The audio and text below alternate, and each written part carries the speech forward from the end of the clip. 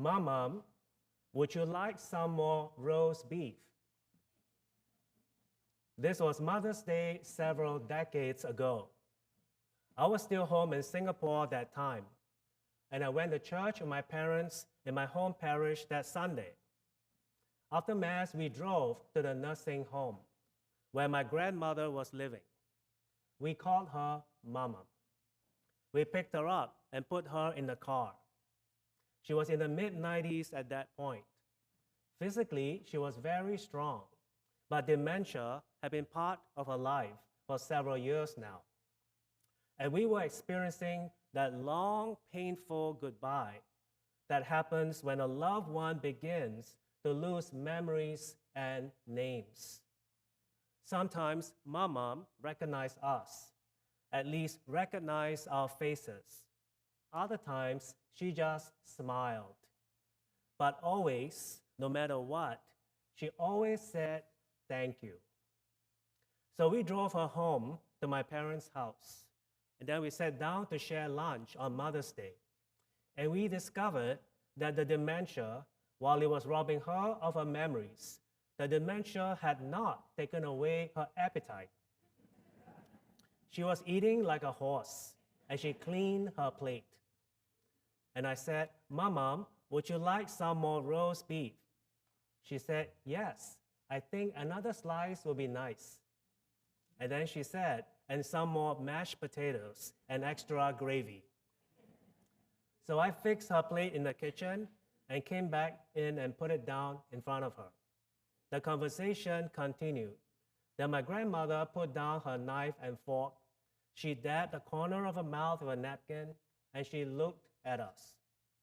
Now, sitting across from her was my dad, her son, and my mom. And I was to my grandmother's left. She looked at all of us, and she said, "I don't know who you are, but I'm sure having a good time with you today." That's what we did. We all laughed. And then she said, "You seem like nice people. Thank you for inviting me to lunch." And we left with tears in our eyes because there was so much that she had forgotten. And yet, she remembered to say thank you. This woman, who had left China for Singapore when she was 15 and experienced the horrors of the Japanese occupation during the Second World War. She worked hard her whole life. People today think they work hard. They don't know nothing. My grandmother, she worked hard. She had buried her husband, and now she was forgetting so much. But she always remembered to say thank you. Even when she did not know her own name, she knew to be grateful. I think it's safe to say that most of the world's spiritual traditions speak of the necessity of gratitude, the transformative power of gratitude, and how easy it is for us to lose sight of gratitude. Gratitude is crucial in many religious traditions. We Catholics belong to a religious tradition which has made gratitude the central act of worship and the supreme form of prayer. Think about it. What sacrament do we celebrate every Sunday? That's good. Eucharist. It is our supreme act of worship. It is the sacrament in which we experience the real presence of the risen Lord. Eucharist. Now, what does the word Eucharist mean in Greek? Good, thanksgiving. Eucharist means gratitude. When I was growing up, I heard a phrase, and the phrase is that Catholics have a Sunday obligation. Anyone remember that? Put up your hand if you do. Now, we have a Sunday obligation to participate in the Eucharist. We were taught that, right? Well, think about what we were learning when we were taught that. we were being taught that for at least an hour every week on Sunday, we have an obligation to be grateful, an obligation to express thanksgiving, an obligation to do Eucharist, which means,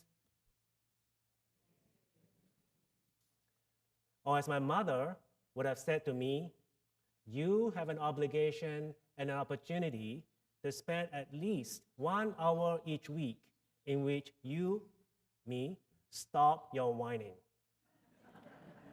You have an obligation every week in front of the Eucharist to take the focus off of yourself, to stop taking things for granted, to stop fretting over what you don't have, and simply spend an hour saying to God, thank you. Eucharist, thanksgiving, gratitude, every Sunday, an obligation and an opportunity to enact gratitude. Now let's try a little ritual experiment. This didn't go well yesterday at 5, but I know all of you are smarter than them. Are you ready? The Lord be with you. Lift up your hearts. Let us give thanks to the Lord our God. It is truly right and just, our duty and our salvation, always and everywhere, to give you thanks. Let's stop right there. You and I have this ritual conversation every week. It happens as we enter into the most sacred part of our Mass, the Eucharistic prayer. Now, what's the word Eucharist mean again? We're entering into the heart of our holy prayer of thanksgiving. And you say your part every week, but do you mean it? The priest says, let us give thanks to the Lord our God, and you say it is right and just. Do you mean it? Do you ever think about it? There's only one yes from this side. Some Sunday, I would like to be in the middle of that ritual dialogue, the one that we just rehearsed, and after you have said it is right and just, I am going to stop some Sunday and shout, why? Why is it right and just to give God thanks today? For what are you grateful for? For whom are you grateful for? What have you taken for granted recently? And now in this dialogue, when we say it is right and just to give God thanks, have you suddenly become aware, I can't take them for granted. I can't take this for granted. Why is it right and just to give God thanks today, this Sunday in October, right here in California? And the dialogue continues. The priest says, now listen, the priest says, it is truly right and just, our duty and our salvation, always and everywhere to give you thanks. You hear that every week, but are you listening? Every week, we proclaim that thanking God is the duty of all the baptized. And we proclaim every week that thanksgiving, gratitude, is our salvation. What salvation? That's the healing of everything in us that is broken, including sin, including even the brokenness of death. We proclaim around this altar every week that gratitude, thanking God, gratitude is more powerful than even death itself. How does gratitude save us? Well, if we focus on God with prayers of thanksgiving, that forces me to look at God's grace at work at every moment of my life, not just this hour, but every hard moment of my life, every sad moment of my life. If I look hard enough, I can find something for which I can be grateful at every moment. How does gratitude lead us to salvation? Well, gratitude makes us humble. When we focus on God who gives us everything, we say thank you to God. And for some of us high-achieving Americans, like many of you, this might be uncomfortable because for high-achieving Americans, there's a temptation to forget God and focus on what I have done with my own two hands. Look at what I have done. Look at what I can do. Pay attention to me. See how talented I am. Life is about me. But my friends, no, it is not. It is not. If we dedicate ourselves to prayers of thanksgiving, we realize that the most important thing in life were given to us by the Lord, and we don't deserve them. Gratitude helps us to distinguish between what we want and what we need. Gratitude changes the way that I treat others because I'm reminded that they are a gift in my life. Have you noticed how impatient we have all become? Have you noticed how impatient you and I have become? I am certainly guilty of that. We are impatient with those who think differently. We are impatient with those who speak a different language. We are impatient with those who vote for a different candidate. We are impatient with our spouses, our children, our neighbors, our friends, and our pastor. I know who you are. Is this because, in part, we are taking each other for granted? And are we forgetting that every human being is somehow a gift from God in our lives? I wonder how things would change if in families, for instance, this kind of prayer happened. Let me see who I can pick. What would happen if Kathy would say this prayer every day about her husband, Jim? What would happen if Kathy said every day, Lord, I thank you for Jim because? Let me look at one more couple. What would happen if Steve over here said every day, Lord, I thank you for Lori because? What would happen if every child said this prayer about their parents? Lord, I thank you for my mom and dad because.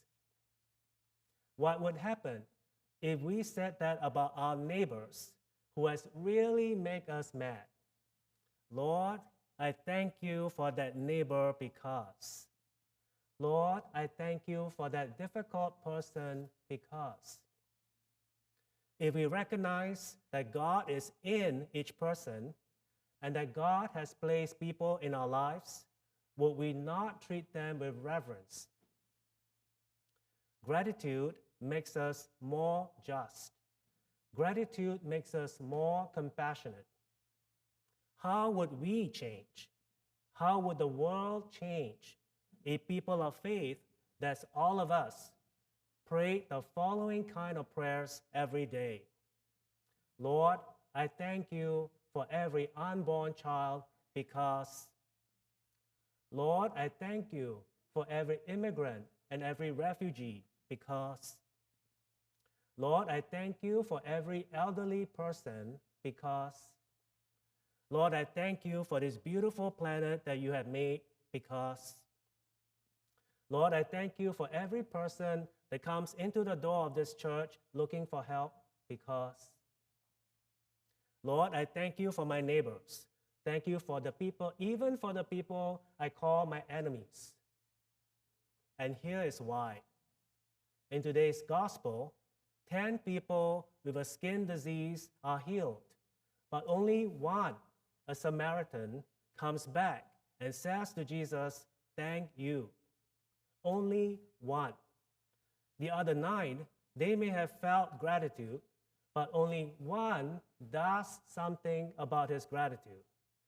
I would like to say that he went from thanksgiving to thanks doing. He came back. He walked the extra mile. He came back and he found Jesus. He fell at his feet and he expressed his gratitude. And St. Luke is telling us this story for a good reason. My grandmother has long since gone to glory, and I trust that she is now seated at the banquet table of heaven, perhaps enjoying some Sunday roast beef and extra gravy. I believe that when we see Christ face to face, everything is healed, every memory is restored. And I thank God for this hope.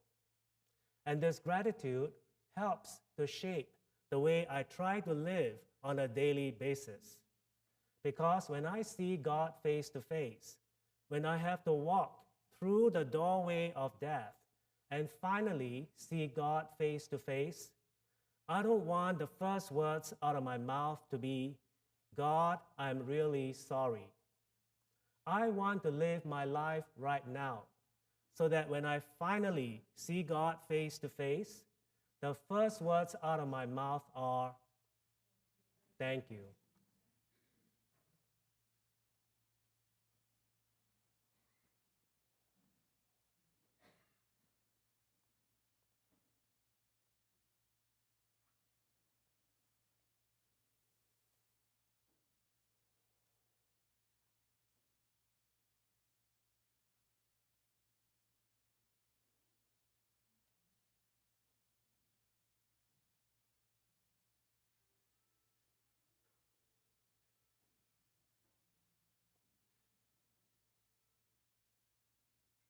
I'm now going to invite Bruce Good from our parish council to address us.